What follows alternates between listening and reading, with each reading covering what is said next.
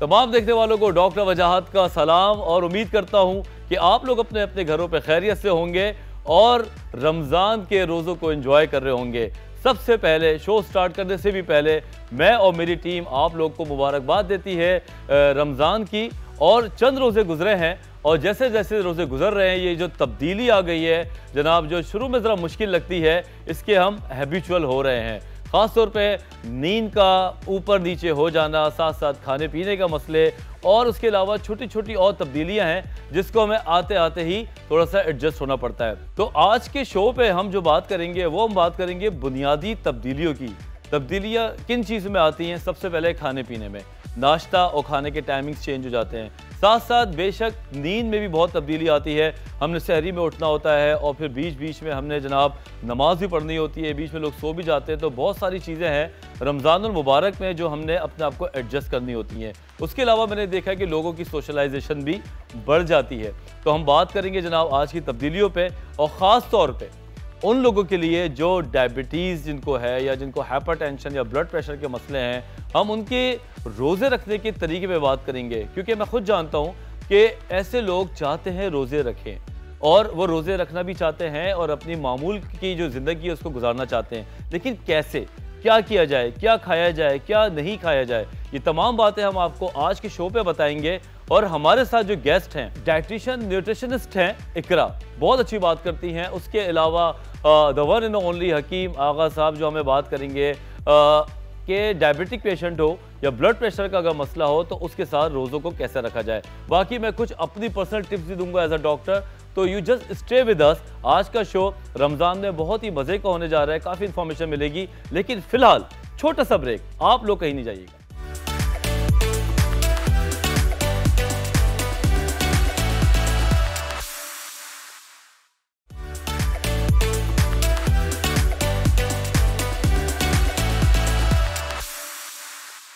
Welcome back after the break जनाब। तो अब हम अपने शो को लेके आगे बढ़ेंगे, खूब सारी बातें करेंगे जो रमज़ान में चेंजेस आते हैं वो हम कैसे जनाब ओवरकम करें अपने फेवरेट सेगमेंट में जिसका नाम है health and wellbeing.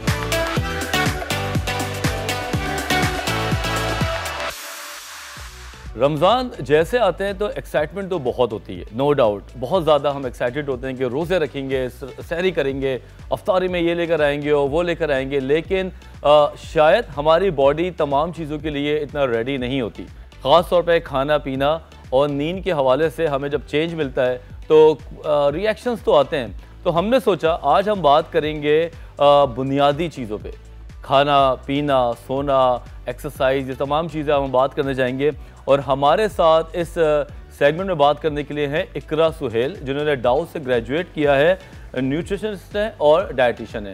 So let's talk about some food and stuff. अस्सलाम वालेकुम। वालेकुम अस्सलाम। कैसी हैं जनाब? अल्हम्दुलिल्लाह। सबसे पहले तो रमज़ान की मुबारकबाद आपको। आपको भी मुबारक। कैसा लगता है ज़ाती तौर पे, मैं आपसे पूछता हूँ कि जो चेंज आता है आप उसको किस तरह कोप करती हैं?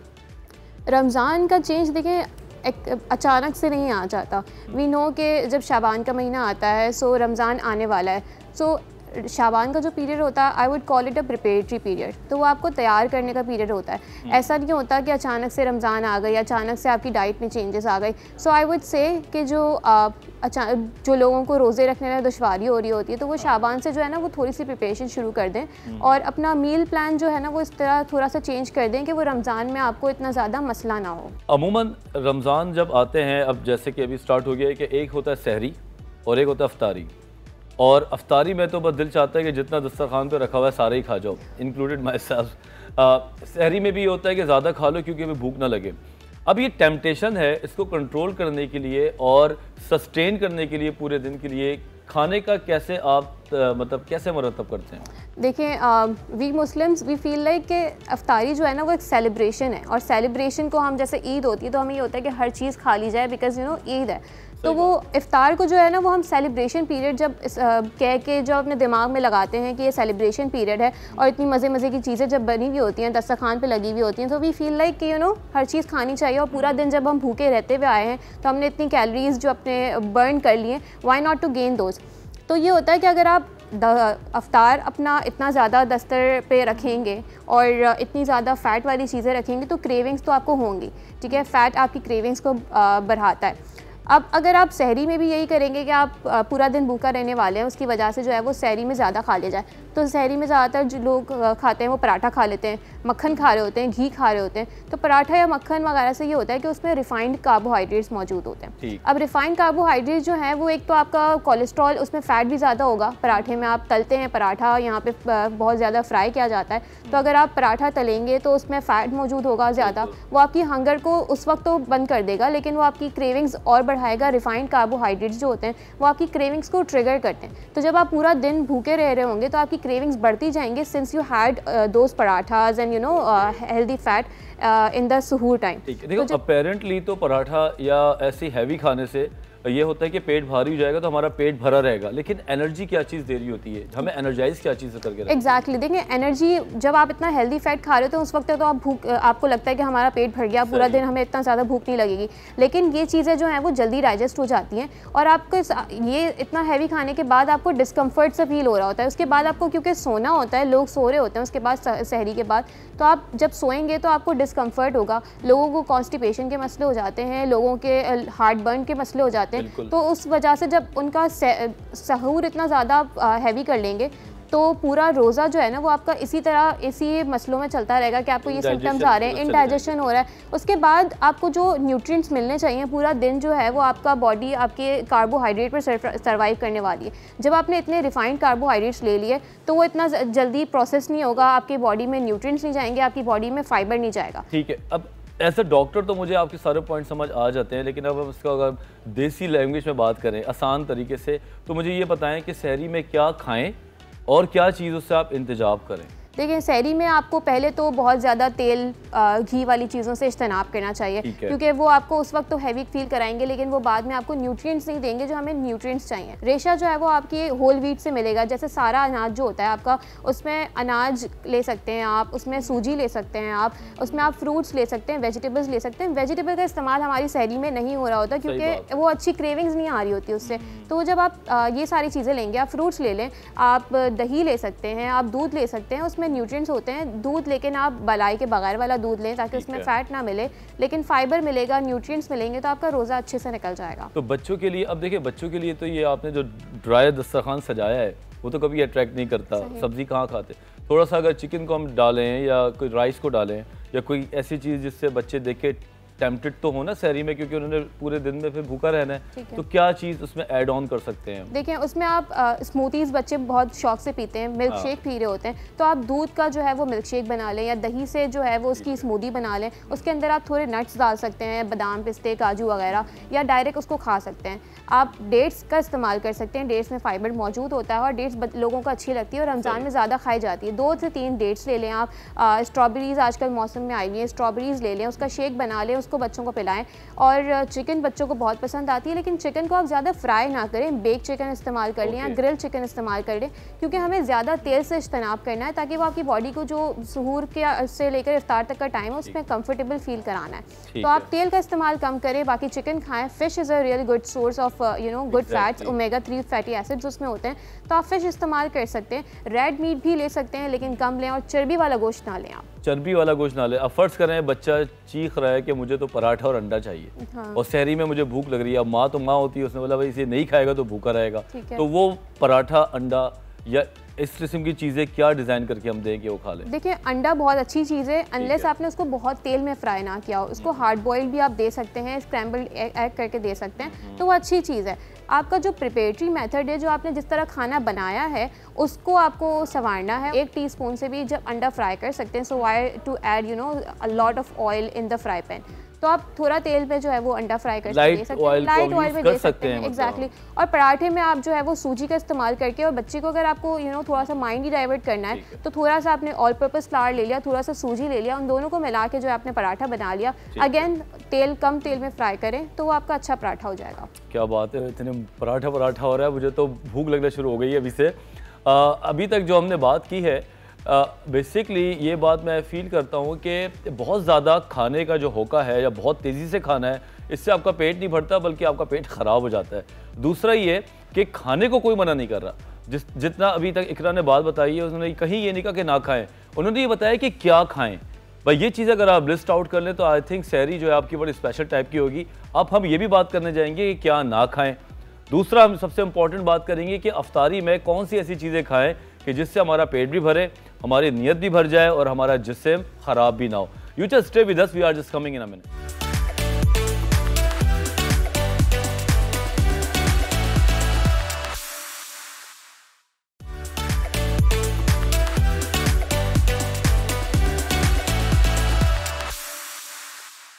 जनाब तो फिर रमज़ान चल रहे हैं और हम बहुत कुछ सीख रहे हैं। एक ना सब्ज़ी का इस्तेमाल रोज़े के टाइम पे प्रैक्टिकली मुश्किल होता है, तो उसको कोई ऐसी तरीका, कोई ऐसा आपको सीखें इंटरनेट पे कि किस तरीके से इसको यूटिलाइज़ किया जाए। लाइक बॉइल्ड तरीके से चिकन डाल लें, सैलड टाइप का बना लें, लोबिया डाल सकते हैं आप, बीन्स डाल सकते हैं वेजिटेबल्स में, तो आपका अच्छा। कुछ लोग जो है वो मैक्रोनी डाल के भी उसका वेजिटेबल सैलड बना लेते हैं। तो you can do it, you can make some changes. हर चीज़ें तो चेंज नहीं हो सकती। अब मेरे दिमाग में जो दो बड़ी काम की बातें आ रही है, एक होते हैं पकोड़े जिसके बगैर दस्तरखान सोना सोना लगता है, और दूसरा होता है फ्रूट चाट। इसके बारे में आप क्या कहती हैं? देखिए फ्रूट चाट, फ्रूट बहुत ही अच्छी चीज़ है, लेकिन ऐसा नहीं हो कि आप दो बॉल तीन बॉल उठा सब खा लें। लेकिन उसमें आप चीनी, जो हमारे यहाँ पे इस्तेमाल किया जा रहा होता है, चीनी का इस्तेमाल कम करें। मत करें तो बेहतर है, लेकिन अगर नहीं हो रहा तो आप कम करें, बहुत ही कम करें। और उसमें क्रीम्स डाली जा रही होती हैं, क्रीम्स भी सैचुरेटेड फैट्स होते हैं जो आपकी बॉडी के लिए अच्छा नहीं है। गुड़ की चाय या गुड़ डालने से सेहत में ज़्यादा खराबी होती है या गुड़ आप यूज़ ना करें? देखिए, this is my question, I personally use it. गुड़ को अगर आप चीनी की जगह इस्तेमाल करें सो दैट्स नॉट राइट, क्योंकि चीनी में कैलोरीज जितनी हो रही है उसमें ही हो रही हैं। अगर आप उसमें हेल्थ बेनिफिट्स के लिए, जैसे लोग शहद इस्तेमाल कर रहे होते हैं, शहद में भी वही कैलोरीज हैं जो आपकी चीनी में कैलोरीज हैं। But if you are taking it for good health perspectives, अगर आपकी एंटीऑक्सीडेंट प्रॉपर्टीज़ हैं, आपकी एंटी बैक्टीरियल प्रॉपर्टीज़ हैं, अगर आप उन चीज़ों के लिए इस्तेमाल करें सो दैट्स गुड। लेकिन चीनी की मुतबादिल के लिए आप इस्तेमाल करें तो वो अच्छी बात नहीं है। ठीक है, अच्छा अब आ रहे थोड़ा सा काम की बात। हमारी फैमिलीज में अमूमन लोगों को हाइपरटेंशन होती है, ब्लड प्रेशर के इश्यूज हैं, डायबिटीज़ होती है। डायबिटिक पेशेंट रोज़ा रखना चाहता है, शुगर उसकी बढ़ी हुई है, क्या करें? देखिए, मैंने आपको पहले ही कहा था कि शाबान का जो पीरियड होता है वो आपका प्रिपेरेटरी पीरियड होता है। तो आप पहले तो अपने डॉक्टर से रुजू करें कि क्या मसाइल हैं, क्या किस तरह आपको अपना ब्लड प्रेशर कंट्रोल करना है, डायबिटीज़ जो है वो कंट्रोल करनी है। और कंट्रोल की जा सकती है डायबिटीज़। अगर आप टाइप 2 डायबिटीज़ हैं, आपकी मेडिकेशन, आपकी इंसुलिन वगैरह से आप कंट्रोल कर सकते हैं। तो पहले तो मैं ये कहूँगी कि 1 महीना या 2 महीना पहले से आप अपने डॉक्टर से बात करें, अपने ब्लड लेवल्स को, अपने ब्लड ग्लूकोज लेवल्स को या ब्लड शुगर लेवल्स को आप अपने कंट्रोल में रखें। एग्जैक्टली, तो वो कंट्रोल रखना ज़रूरी है। उसके बाद आप, जो मैंने कहा कि आपको होल व्हीट लेना है, ब्राउन ब्रेड वगैरह लें, आप गोश्त ले सकते हैं। बहुत ज़्यादा रिफाइंड कार्ब्स नहीं लें, आप तली हुई चीज़ें ना लें, क्योंकि उससे फिर शुगर क्रेविंग्स होंगी, आपकी ब्लड ग्लूकोज लेवल्स बढ़ते हैं आपके। अगर आप रिफाइंड समोसे खा रहे होते हैं तो आपके ब्लड ग्लूकोज लेवल्स बढ़ रहे होते हैं, तो आपको अचानक से बढ़ाने नहीं है। दूसरी बात वेरी इंपॉर्टेंट कि इफ्तार में जब हमारे सामने लगता है तो दस्तर लगता है, तो हम एक साथ सारी चीज़ें खाना शुरू हो जाते हैं, बहुत ही फास्ट चीज़ें। बुफे सिस्टम जो है वो आजकल बहुत लग रहे होते हैं, eat all you can eat वाला, और जंक फूड ज़्यादा इस्तेमाल कर रहे होते हैं। तो अगर आपको बाहर जाना है तो आप फाइन डाइनिंग में जाएं, आप थोड़ा सा खाएं, बेहतर खाएं, सब्जियों का इस्तेमाल करें, हौसले के साथ खाएं, सब्जियों का इस्तेमाल करें, ठहर ठहर के खाएं, रुक के खाएं। और अगर खजूर ले रहे हैं आप तो 2 से 3 खजूर लें, फल ले रहे हैं आप 1 फल ले लें। और दूध का इस्तेमाल बहुत ज़रूरी है, दही का इस्तेमाल बहुत ज़रूरी है। गोश्त खाएं, मछली खाएं, लेकिन चर्बी वाला गोश्त ना खाएं। उन सब से ये होता है कि आपके ब्लड ग्लूकोज लेवल्स बढ़ते हैं। और एक साथ खाने से, जब आप एक साथ खाते हैं, इफ्तार का दस्तर लगा, अजान हुई और आपने एक साथ खाना शुरू कर दिया, तो आपकी बॉडी का जो सिस्टम है वो शॉक में आ जाता है। तो आपको वो अपनी बॉडी को शॉक नहीं करना, आराम से खाएं, एतदाल के साथ खाएं। और जो आपकी रेगुलेशंस जो चल रही हैं सारे महीनों में, वो रमज़ान में चलती रहेगी। बस ये है कि वो आपके 5 से 6 मील जो डायबिटिक के लिए होते हैं वो हम 2 से 3 में कर देते हैं। तो आपको आहिस्ता से खाना है, शाइस्तगी के साथ खाना है। और इफ्तार जो है आप जल्दी कर लें तो बेहतर है, आहिस्ता खाएं लेकिन जल्दी कर लें। और सहर लोग जो है वो 2 से 3 बजे करके और फिर सो जाते हैं, तो ये गलत तरीका है। आपका जो सहर का टाइम है, अजान से पहले जो है वो आप खा लें, ताकि आपके ब्लड ग्लूकोज लेवल्स पूरे दिन के लिए रहें। अगर आप 2 से 3 घंटे पहले ही सहरी में खा लेंगे तो वो आपकी माइनस हो जाता है, आपने उतना खाया नहीं है। तो ये खाएं, लेकिन न्यूट्रिएंट फिल्ड चीज़ें खाएं, सब्जी वगैरह का इस्तेमाल ज़्यादा करना होगा। बिल्कुल, थोड़ा सा अपने दिल को मारना पड़ता है। आखिरी कोई मैसेज देना चाहें तो हमारे नाजरीन के लिए प्लीज़। बस यही मैसेज है कि आपको रमज़ान सेलिब्रेशन का टाइम तो है मुसलमानों के लिए, बट आपको अपने खानों में एतदाल करना होगा। हर चीज़ खाने की हर चीज़ जो है वो आपको खानी है, उसको एतदाल के साथ खाएं, मॉडरेशन के साथ खाएं। हर चीज़ एलिमिनेट करने का भी नहीं कहा जाता। और फ़िज़िकल एक्टिविटी बहुत ज़रूरी है, बहुत ज़्यादा ज़रूरी है। रमज़ान में हमारी फ़िज़िकल एक्टिविटी कम हो जाती है क्योंकि हमने रोज़ा रखा हुआ होता है, शाम में जो तरावी का सिलसिला होता है। तो बस अपने उसमें 1 से 2 10 से 15 मिनट रोज़ वॉक करें, थोड़ी सी एक्सरसाइज करें, that will be perfect. That will be perfect. देखा, सारी चीज़ों का जो सोल्यूशन है वो आपके हाथों में होता है, लेकिन जो टेम्पटेशन है, जो हमारे अंदर एक किस्म की इड है जो हमें चीज़ों से रोकती है, हमने उस पर काम करना ज़रूरी है।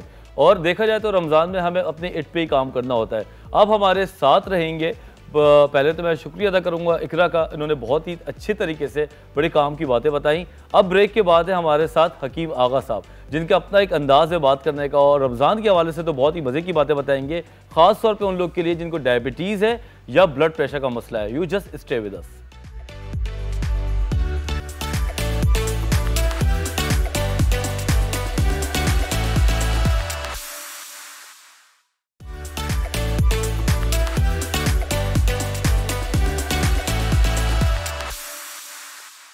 Welcome back after the break. जनाब, हम बात करने जा रहे हैं बुनियादी चीज़ों में अफ्तारी और रोज़े के हवाले से अपने फेवरेट सेगमेंट में, जिसका नाम है लाइफ सेविंग हैक।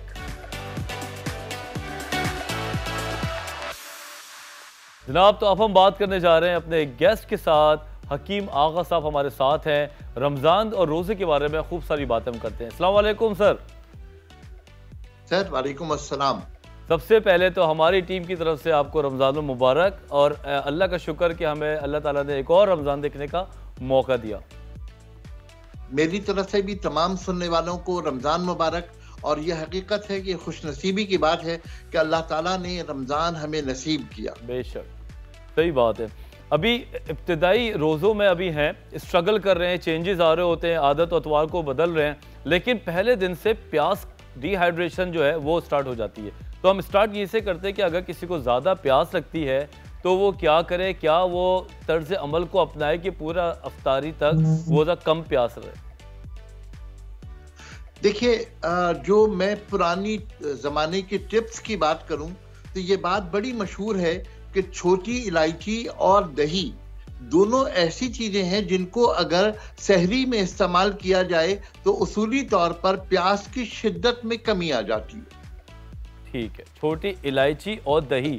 दही का इस्तेमाल किस तरीके से करें आगा साहब?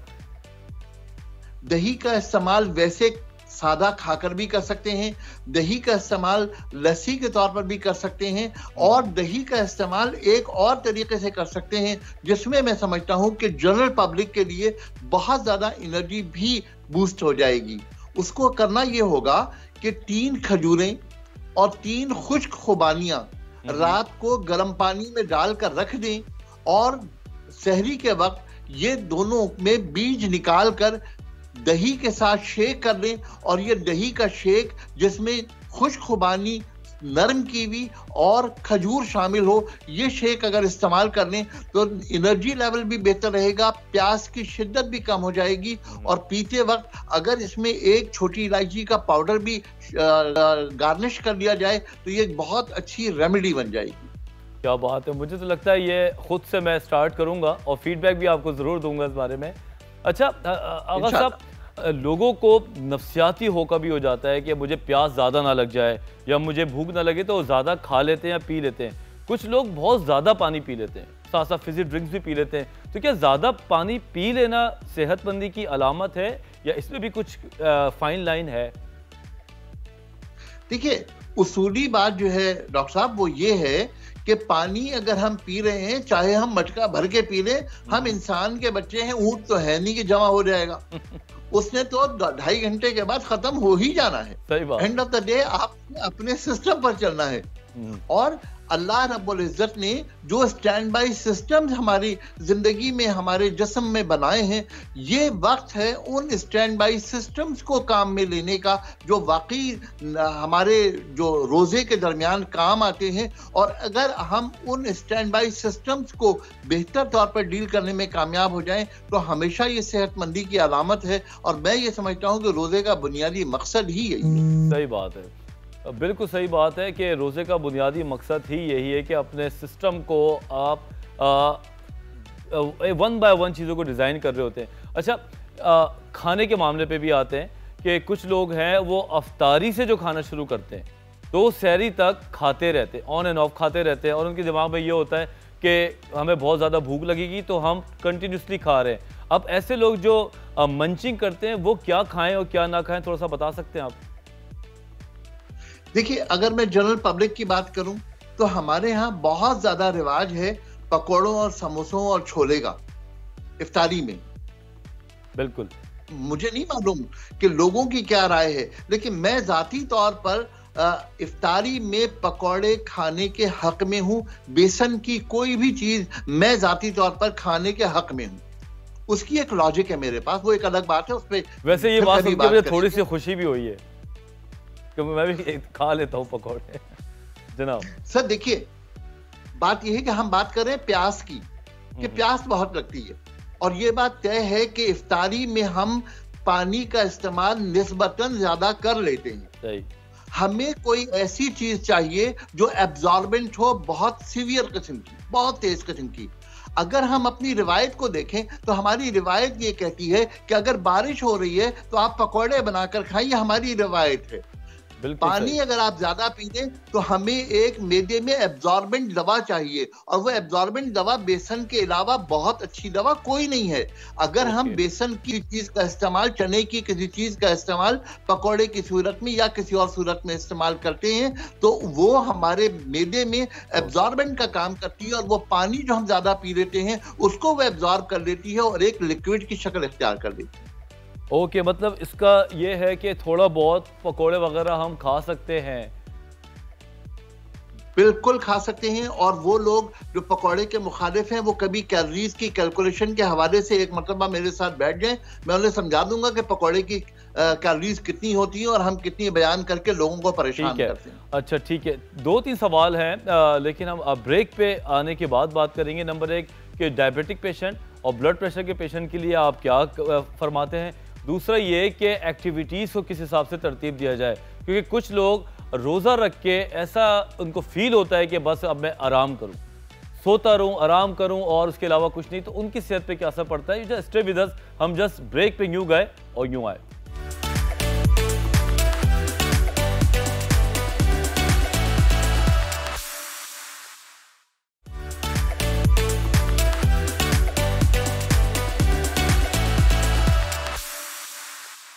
आगा साहब हमारे साथ हैं और जनाब मज़ीद बात करते हैं टाइम को ज़ाया किए बगैर। आगा साहब, अब हम बात करते हैं उन लोगों की जो 50 साल से ज़्यादा उम्र के डायबिटिक हैं या ब्लड प्रेशर का मसला है, लेकिन रोज़ा रखने का जोश उनका आज भी ज़िंदा है। उनके लिए आप क्या कहना चाहेंगे? सर मुझे डायबिटीज़ के हवाले से जो बुनियादी बात कहनी है वो ये कि आम तौर पर वो लोग जो 2 डोजेज लेते हैं एंटी डायबिटिक दवाओं की, उन लोगों के लिए आम तौर पर डॉक्टर्स मेन डोज जो है वो सुबह नाश्ते के बाद देते हैं और सपोर्टिंग डोज रात को देते हैं। ऐसा ही है। मेरी दरखास्त ये है कि अगर डायबिटिक पेशेंट ओरल मेडिसिन पर है तो ज्यादा बेहतर बात यह है कि जो दवा डॉक्टर ने उन्हें नाश्ते के बाद प्रिस्क्राइब की हुई है वो फिर रोजे के बाद ले लें, इफ्तार के वक्त ले लें, इसलिए कि ब्रेक द फास्ट जो है वो रोजा है, इफ्तार है। तो ब्रेकफास्ट के बाद जो दवा लेते हैं वो इफ्तार के वक्त ले लें, और जो दवा सपोर्टिंग डोज वो रात को लेते हैं वो सुबह सहरी में ले लें। अपनी दवाओं की मैनेजमेंट चेंज कर लें। बहुत अच्छी बात आपने कही, क्योंकि ब्रेकफास्ट का मतलब ही यही कि आप 8-10 घंटे के बाद अपने जिस्म में कुछ डाल रहे हैं। ठीक है। अच्छा आगा साहब, अब एक सवाल और ये भी है कि लोग रोज़ा रख के बड़े लेज़ी हो जाते हैं और वो इंटाइटल हो जाते हैं कि मैं किसी काम से, सब कामों से मुस्तस्ना हो जाते हैं, और फिर उनके पेट ख़राब होते हैं। मस्जिदों में जाएं तो जनाब आप देख रहे होते हैं कि लोग लेज़ी हो रहे हैं, पेट भी ख़राब है, डकारें भी आ रही होती है। मैंने देखा, मैं क्लिनिक पे बैठ के क्या देख रहा होता हूँ, तो फटीक हो जाती है बॉडी में। उन लोगों के लिए आप क्या रेगुलरिटीज़ बताना चाहेंगे? सर देखिए, रोज़ा रखना बुनियादी तौर पर अल्लाह रब्बुल इज़्ज़त का हुक्म है। हम जो हिकमत के तौर पे बात कर सकते हैं वो ये है कि वो जो हमारे स्टैंड बाई सिस्टम्स हैं वो खाने के बना कर देने के बाद यानी खाने को ड्रॉप करने के बाद वो सिस्टम्स कैसे काम करते हैं, ये है अल्लाह के निज़ाम की हिकमत जो हमारे यहाँ हिकमत में कहा जाता है। अब बात ये है कि अगर आप लेजी हो गए हैं, आपने जिंदगी के अपने रूटीन चेंज कर दिए हैं, तो उससे आपके मसाइल में इजाफा होगा, कभी भी कमी नहीं होगी। अगर आप रूटीन लाइफ का अपने कंटिन्यू करते रहें और रोजे को आप बरकरार रखें तो खुद ब खुद तमाम चीजें जो है वो कंटिन्यू होती रहेंगी, वो सिस्टम भी बेहतर होते रहेंगे और रोजे का बुनियादी मकसद जो सेहत के एतबार से हिकमत समझती है या मेडिकल साइंसेस समझती हैं, मेरा ख्याल है कि वो भी पूरा हो जाएगा। अगर आप लेजी हो जाएंगे तो पेट बढ़ने से कौन रोकेगा? फिर इसका मतलब ये होगा कि रोजा रखने के बाद आपने आराम किया और ईद के दिन जो है आपका वजन 10 किलो बढ़ गया। बिल्कुल सही बात आपने बोली कि ये तो एक डिटॉक्स का टाइम है। अगर हम डिटॉक्स करने के बजाय नई गलत आदतें अपना लेंगे तो फिर उसको कौन डिटॉक्स करेगा। अच्छा आगा साहब, क्योंकि आप रेमेडीज़ बहुत मज़े की बताते हैं और बड़े काम की बताते हैं, तो आप बताएं सहरी और अफ्तारी में या बुनियादी तौर पे रमज़ान के हवाले से क्या रेमेडीज़ हैं जो इंसानी हम जैसे लोगों के लिए बड़ी आजमूदा हों? सर देखिए, रमज़ानों में एक चीज़ है, उसका नाम है तलबीना। उसका इस्तेमाल रात को इशा के बाद बिल्कुल रात को सोते वक्त तकरीबन कोई 11 साढ़े 11 बजे अगर कर लिया जाए तो वो तलबीना का इस्तेमाल जो है वो ओवरऑल, मैं बात कर रहा हूँ डायबिटीज़ पेशेंट की, मैं बात कर रहा हूँ हाई ब्लड प्रेशर के पेशेंट की, मैं बात कर रहा हूँ किसी भी हेपेटाइटिस के पेशेंट की, मैं बात कर रहा हूँ इवन किडनी फेलियर की, कि वो अगर रात को जौ का दलिया जिसमें थोड़ी सी खजूर और थोड़ी सा शहद जो है वो बरकत के लिए शामिल कर दिया गया हो, उसे अगर इस्तेमाल कर लिया जाए तो बहुत सारी चीज़ों की कमी को वो पूरा कर देगा। स्पेशली हाई ब्लड प्रेशर के पेशेंट्स के लिए मैं एक और चीज़ अर्ज करना चाहता हूँ, अगर इजाज़त हो तो। ठीक, अच्छा जल्दी से कराची में तो गर्मी आई गई है, दूसरे शहरों में भी आने वाली है, अभी हीट स्ट्रोक का भी खदशा होगा, रमज़ान अभी स्टार्ट हुए हैं, इसके लिए कुछ आप बता सकते हैं? सर देखिए, हीट स्ट्रोक के लिए जाहिर है कि रमजानों में हम बहुत ज्यादा कुछ कर सकते हैं, तो लोगों को 2 एहतियातें बता सकते हैं। पहली बात तो ये कि हल्के रंग के कपड़े पहनिए। नंबर 2, कोई गीला तौलिया लेकर हमेशा अपनी गर्दन पर या सर पर रखिए जब आप घर से बाहर निकल रहे हो। ये दोनों चीजें अगर आप करते रहेंगे, और खास तौर से वो लोग जो मजबूरी है और उनको काम पर जाना है और काम कर रहे हैं, अगर वो अपने जिस्म को हल्का सा लिक्विड के साथ रखेंगे, यानी एक तौलिया अगर गर्दन पर या सर पर रख लेंगे सफर कर, तो वो महफूज रहने की एक अलामत हो जाएगी, एक तरकीब हो जाएगी, और मुझे उम्मीद है अल्लाह की इजाज़त से उससे वो हीट वेव से बड़ी हद तक महफूज हो जाएंगे। क्या बात है, एक तौलिया रखने से आपके काफ़ी स्ट्रोक से बच सकते हैं, हीट स्ट्रोक से बच सकते हैं। आगा साहब, जाते जाते मैं आपका शुक्रिया अदा करता हूँ और मैं आपको दोबारा तंग करूँगा रमज़ान में, कोई मैसेज देना चाहें तो प्लीज़ हमारे नाज़रीन को आप मैसेज दें। सर, मैं ब्लड प्रेशर वाले पेशेंट्स को एक दरखास्त करना चाह रहा था कि आम तौर पर ब्लड प्रेशर की कुछ दवाएं ऐसी हैं जिसमें डायरेटिक शामिल होता है और वो आम तौर पे सुबह के वक्त ली जाती हैं। वो लोग जो रोज़ा रखने के ख्वाहिशमंद हैं अपनी दवा की तरतीब को फिर ख़राब उल्टा कर दें, यानी वो जो नाश्ते से पहले या नाश्ते के बाद वो टैबलेट ले रहे होते हैं वो उसको फिर ब्रेकफास्ट यानी इफ्तार के वक्त लेना शुरू कर दें। अगर वो ये तब्दीली कर देंगे तो वो महफूज हो जाएंगे, वरना कहीं ऐसा ना हो कि वो एंटी डिप्रेसेंट जो टैबलेट ले रहे हैं उसके साथ वो डायरेटिक ले रहे हैं और वो उन्होंने सुबह के वक्त सहरी में ले ली, तो फिर मुमकिन है कि उनको इससे नुकसान।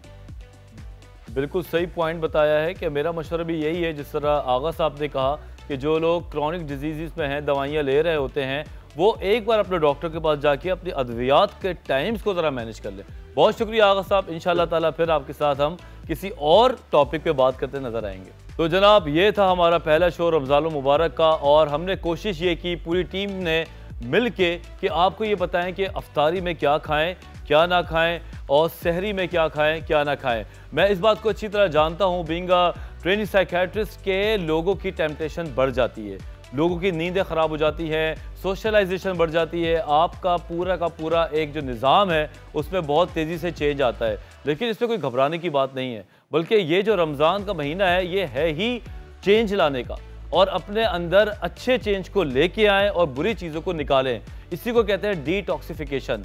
अगर आप अपनी डिटॉक्सिफिकेशन करेंगे, अपने जिस्म की सफाई करेंगे, तो 11 महीने आप अपने उसी जिस्म को लेके एंजॉय करेंगे। और इसके साथ साथ मैं आपसे ये दरख्वास्त करता हूँ कि अगर आपके माइंड में कोई टॉपिक हो, अगर आपके घर में कोई मर्ज़ हो जो आप डिस्कस करवाना चाहते हो हमसे, तो हमें इंस्टाग्राम पे बताएं, हमारे पेज पे बताएं। हमारी टीम आपके लिए वो टॉपिक लेकर आएगी। और जाते जाते एक बार दोबारा बोलूँगा कि रमज़ान मुबारक, पूरा महीना एंजॉय करें और अपनी नींदों को अच्छा करें, पानी पिएं, उन चीज़ों से बच के रहें जो आज हमने आपको बताई है, और इबादत का ख्याल रखें, इसको इग्नोर ना करें, और आपस में एक दूसरे का मोहब्बत करें, एक दूसरे का ख्याल करें, मोहब्बत बांटें। क्योंकि मैं आपको एक बात बताऊं, खुशियां आप देते हैं तो फिर खुशियां मिलती हैं। What goes around comes around. इसी कोड के साथ मैं जाता हूं, अगले इतवार तक के लिए इजाज़त दीजिए। अल्लाह हाफ़िज़।